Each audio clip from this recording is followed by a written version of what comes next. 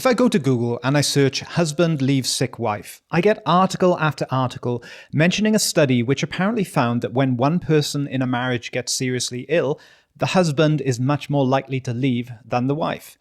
This was based on a study which was published back in 2015 in the Journal of Health and Social Behavior called In Sickness and in Health: Physical Illness as a Risk Factor for Marital Dissolution in Later Life. It was the first study with a population sample size large enough to be statistically significant, and it found a 6% higher likelihood of divorce for couples with an ill wife than an ill husband.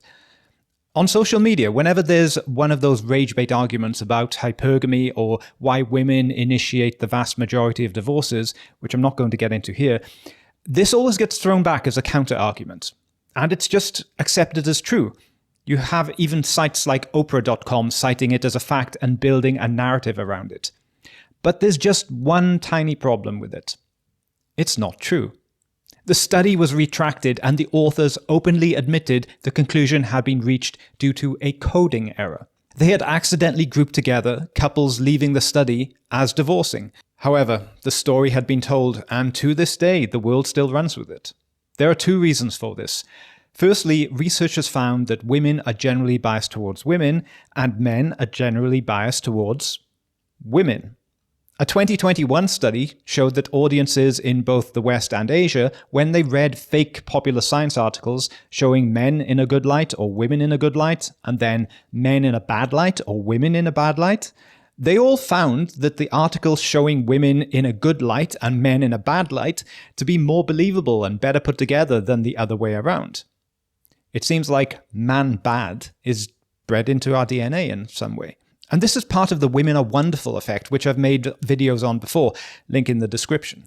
The second aspect is Brandolini's law, also known as the bullshit asymmetry principle, which states that the amount of energy needed to refute bullshit is an order of magnitude bigger than that needed to produce it. Once we hear something that evokes our emotional responses, we're invested in it, and we are very disinclined to let go of it. And people base their whole lives around conspiracy theories, belief that the earth is flat, that the world is run by lizard people or some invisible patriarchy, etc. All equally stupid and falsifiable if someone just gets out of their own emotions and looks at the facts. But people won't let them go because it brings so much meaning to their lives to believe it, even if they're false. Everyone needs an enemy, even if that enemy doesn't really exist.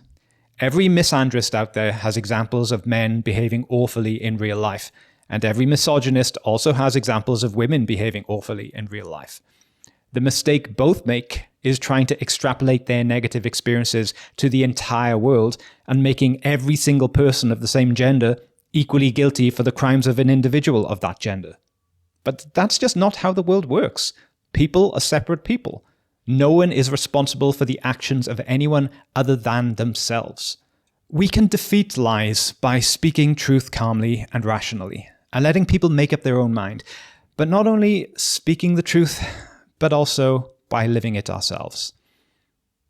Thank you very much for listening. If you enjoyed this video, please click like and subscribe, and also hit the bell notification icon because YouTube's changed its algorithm, which means that only a fraction of my subscribers actually get notified of my videos. So click that icon and YouTube should at least tell you when I've released a new video. Anyway, thank you very much for listening. See you next time.